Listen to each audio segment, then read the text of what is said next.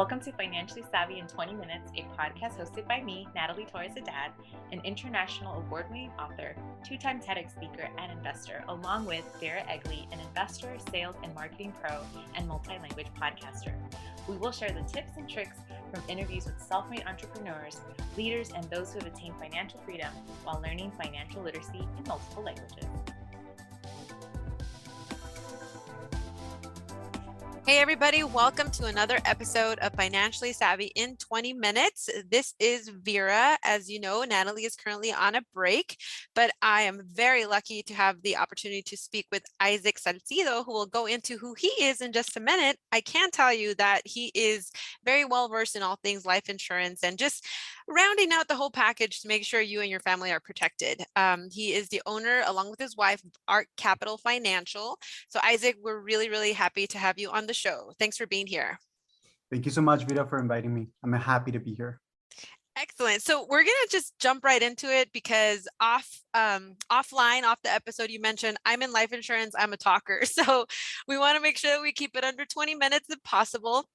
So I want to ask you, first and foremost, if you wouldn't mind sharing what led you to be in life insurance. I know you have a personal story that you've shared with others, and if you don't mind sharing it with our audience as well, we'd really appreciate it.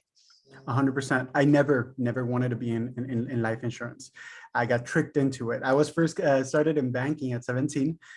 Started in banking, started growing in that bank. Then I moved to San Diego from Arizona. I'm from the border town of Sonora and Arizona. I moved to San Diego to take care of my grandparents, and I needed flexibility, Vita. The banking 8 to 5 wasn't cutting it because I needed to take care of my grandparents. So I started looking for different financial positions, but I wanted to stay in that world. So I found life insurance, and I didn't know what it was. I didn't know what life insurance was, annuities. I didn't know anything. But I started learning, got educated, started educating, and just fell in love with the industry overall. Well, you've mentioned that you didn't know what it was. So now you're a professional in that industry, but most of us in the normal world, well, I'm in insurance too, so I won't say me, but everyone else, they don't know what life insurance is, or we have an idea based on the commercials or whatever networking functions that we go to. But can you give us a little bit for people who potentially are exploring the idea of getting life insurance or have been told that they should, but they still aren't? What are some messages that you can share with them? Because I think there's still a lot of confusion as to why they should get life insurance and what kind they should get. Right. So, when you buy a car and you're about to take your brand new, let's say Tesla home, before you leave the lot, you got to have insurance, right? Why? Because what's the number? There's risk, right? Out there in the world, there's risk. So I believe that we should be the same way. As soon as the baby's born, before we take it out of the hospital, we should say, let's insure this baby. Unfortunately, in the world of life insurance, we don't have that. So life insurance is always been Vita, geared towards the affluent. Okay, that's why there's so many tax benefits to it. And normally people that want tax benefits are people that pay a lot in taxes. So just recently it opened up and they created products for middle class to low income class America. So now everybody has access. So that's where now we hear everywhere, but we're asking ourselves, my grandparents didn't have this. My parents don't have this. I think I should, because I'm the first one that went to college. I'm the first one with a doctorate degree. I think I should get something, but I don't know what. So very simple, Vita. Very simple. There's two products in the world of insurance. There's term product. And what does that mean? What that means is a product that's going to cover you for a term, 10, 15, 20, 30 years. And there's a permanent product. What does that mean? A product that can be there for you for the rest of your life. The question I always get, which one is better? Right. The answer is the one that's in place the day you die. Right. Yeah, obviously that's right. Yeah. So in reality, right? I always like to tell people, right? It's imagine a Honda Civic and a big diesel truck, right? It depends on the road, right? If I'm going to be traveling to San Diego from Dallas, I better take my Honda because I'm going to save on gas. It's just everything.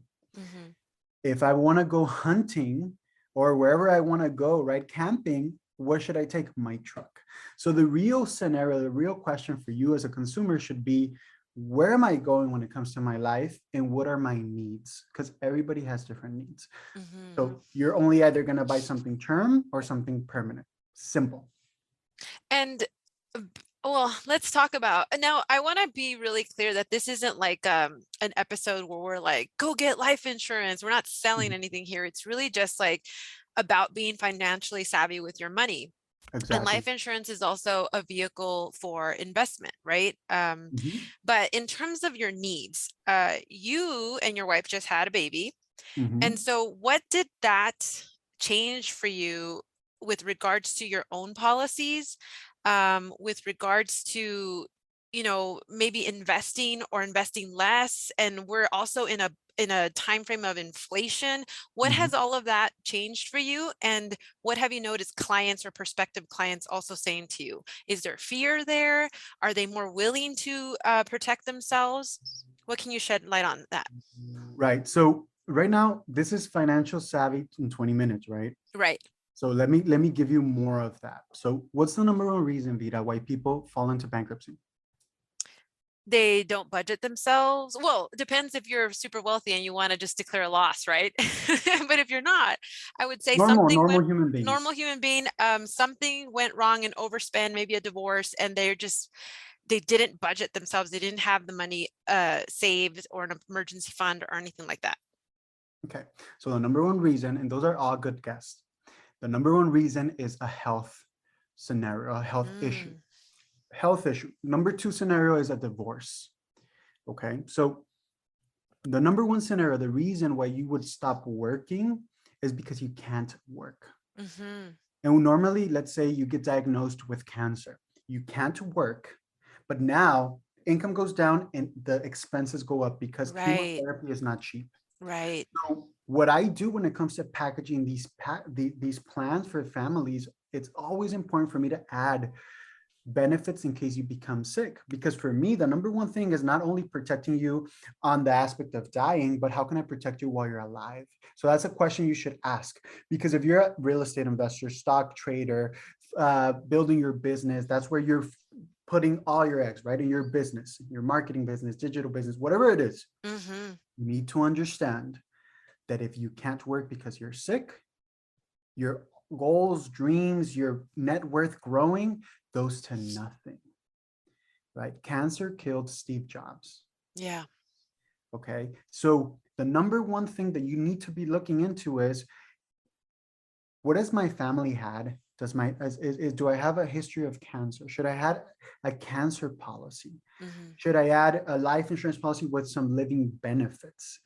Because the number one reason, the number one thing you want to make sure you nip in the bud is if I get sick, how am I going to take care of that? Right. Number one. Um, that's the approach when it comes to protecting your your assets, right? You're Mhm. losing your home, losing your cars, losing your business. How do we protect it? Number one scenario is make sure you take care of your health. Two, communicate with your spouse, right? What? You mean you guys have to talk about money and life and death? That's what? So What a Vida, novel really, idea. really, uh, when you communicate with your partner, that's the Mhm. biggest investment you can make. In Mhm. reality, having a really great relationship with your partner is not only going to align your financial goals, how you're going to protect your family overall, but most importantly, you're not going to be part of that 60% that gets divorced and Right. ruins your financial well-being. So in reality, these are the conversations I'm having with my clients. Wait, let's just recap really quick. So the number one thing that leads to bankruptcy is a health issue. Health And issue. number two is divorce. Yes. Because what you're saying is after that, that's what triggers that waterfall of money just going out the window and nothing's coming in. Now, you Yeah. mentioned something about living benefits. Can you give us a little bit about what that means for somebody that doesn't understand? So you want to look at it as a burger, right? And I know you're veg An impossible burger, a you're Beyond impossible. Burger. So if you go to everybody else, right? If you go to a restaurant, right, and you buy a burger and you say add bacon, they're gonna say the bacon is gonna be $2 more. But then Mhm. your burger might taste better, you might be happier, etc. In the world of insurance, right, the add-ons are called riders. So sometimes you can buy a burger, meaning a policy, that you could add benefits like if I get terminal illness, do I get coverages? If I fall and I can't work, do I get benefits? If for whatever reason I get a chronic illness, right? Do I get some benefits? So most of the products, almost 99.9% of the products that I try to offer to my clients have to have those benefits. Why? Most of the time you're going to get sick before you pass away. Might as well make sure you're taken care of in that process. Did I And answer your question? you did. Okay. And with regards to a couple starting out, let's Mhm. say neither one has a policy yet, or you can say one has a term policy. I don't know, whatever common scenario you typically have.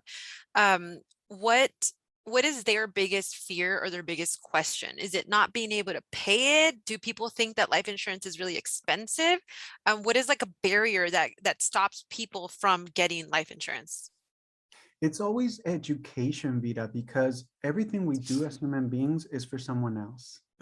You know, it's always whenever you say, or successful individuals, or even not even successful, normal individuals that go to work every day to pay their bills is to make sure that the wife is good. If the wife is working and doing everything she can, it's because she wants the husband to be good. And those are the type of human beings we normally are.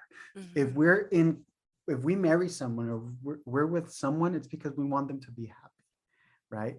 So we're egotistical in that way where we think we are going to make them happy, right? Right. So that's not the way, right? But at the end of the day, that's kind of like I want to make sure my wife is good.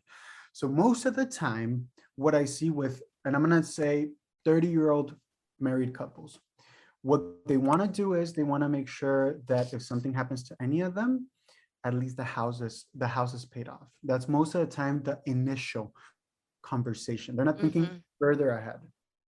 When it comes to 45 to 55-year-old couples, right? What is their need? Now they're thinking about retirement. They're 55, they're going to retire in 10 years. So that's when they start asking, what can we do to accumulate for retirement? And when I retire, how can I start withdrawing this money? So then that's when we have a different type of conversation. They're also pretty worried about, my kid is about to get accepted to Berkeley, and I told them I was going to pay that bill, and it's going to be $50,000 a year, so I need to find a way. 65 to 72-year-old couples, right? Most of the time they are worried about health because now their uncle passed away of cancer, their friend passed away. Now they have actually seen, and through time you gather wisdom. So at that point, now they're actually looking at, I need to protect my health, number one. Number two is everything that I acquired, how can I pass this on to my sons, my grandkids? So that's when there's a estate planning conversation we have with them. We help those three types of individuals, right? Number one is the young couple trying to just make sure we do the minimum most of the time, right? And Number the two, house is covered in case something happens, basically. yes. How can we protect the assets that we're little by little acquiring? Number Right. two is how can we protect our kids, right? And create a better future. And the three is how can we make sure we're good, because if we're not good, our kids are not going to be good. And how can we pass this on? So those are the three different type of conversations. And guys, if you're out there, you need to make sure you are mitigating risk. Most hedge funds, right? Any investor is always mitigating risks to make sure that what can we get? What's the healthiest interest that we can get with the least amount of risk? That's what your advisor should be doing for you. The issue, Vida, is that most financial advisors don't know nothing about insurance. Right. And that's where there's an issue, that's where there's discrepancies. So That's very interesting because I find that insurance is actually a fantastic vehicle for investment, for saving. And you're right, it's not really a conversation that is discussed. I think that people forget that insurance falls under finance. So it's very interesting how the two are separated, except for the ones that are financially savvy, and that's why we have this episode. But what is your experience currently with inflation? Are you getting less calls? Are you getting more calls? Are people like, oh, I don't know if I can afford to add more benefits to my policy? What's been your experience? I Look, so the experience has been we like any type of business, you shift on the type of products you're selling, right? Mm-hmm. So maybe when everything is good, Toyota sells these big trucks, right? And they're 100K. But when the market shifts, now they start selling more Corollas, right? It's normal.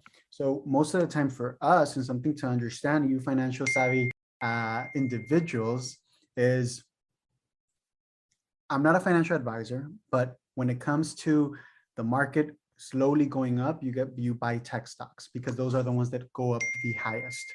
When the market is looking like it's going down, you have to shift your portfolio to food and healthcare. Why?